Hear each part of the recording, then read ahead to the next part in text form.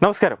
വീട്ടിലിരുന്ന് സ്വാദിഷ്ടമായ ആഹാരവും യാതൊരു പണിയുമെടുക്കാതെ കഴിക്കാമെന്നുള്ളത് കൊണ്ടാണ് പലപ്പോഴും ഓൺലൈനായി ഭക്ഷണം ഓർഡർ ചെയ്യാൻ പലരും തയ്യാറാകുന്നതും താല്പര്യപ്പെടുന്നതും. സമയലാഭം മാത്രമല്ല, യാത്ര ചെയ്യുന്ന കഷ്ടപ്പാടും ഇതിലൂടെ ഒഴിവാക്കാം എന്നുള്ളതും ഓൺലൈൻ ഫുഡ് ഓർഡറിന്റെ ഒരു പ്രധാന കാരണമാണ്. കൂടാതെ ഓൺലൈൻ ഫുഡ് ആപ്പുകൾ എത്തിയതോടെ പല അടുക്കളകളും പ്രവർത്തിക്കാതെയായി. ഇക്കാലത്ത് ഏറ്റവും അധികം ആളുകൾ ആശ്രയിക്കുന്നതും ഇത്തരം ഫുഡ് ഡെലിവറി ആപ്ലിക്കേഷനുകളാണ്.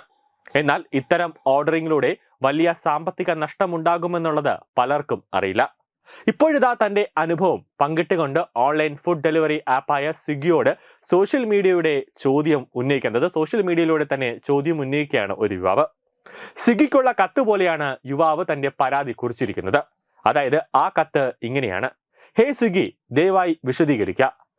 ആപ്പിൽ ഭക്ഷണം ഓർഡർ ചെയ്യുന്നത് 2 കിലോമീറ്റർ അകലെയുള്ള അതേ ഔട്ട്ലെറ്റിൽ നിന്ന് അതേ ഭക്ഷണം വാങ്ങുന്നതിനേക്കാൾ 81% ചെലവേറിയത് ആകുന്നത് എന്തുകൊണ്ട്? സുന്ദർ എന്നയാളാണ് തനിക്ക് കൊടുക്കേണ്ടി വന്ന അധിക തുകയുടെ ചിത്രമടക്കം എക്സ് പ്ലാറ്റ്ഫോമിലൂടെ പങ്കിട്ടിരിക്കുന്നത്. സ്വിഗ്ഗിക്കൊക്കെ ആദ്യം തുടങ്ങിയ സമയത്ത് വലിയ ഓഫറുകൾ ഉപഭോക്താക്കൾക്ക് നൽകിയിരുന്നുവെങ്കിൽ ഇപ്പോൾ കൊള്ളത്തരത്തിന്റെ അങ്ങേയറ്റത്തെ ഇടപാടുകളാണ് സ്വിഗ്ഗി നടത്തുന്നത്.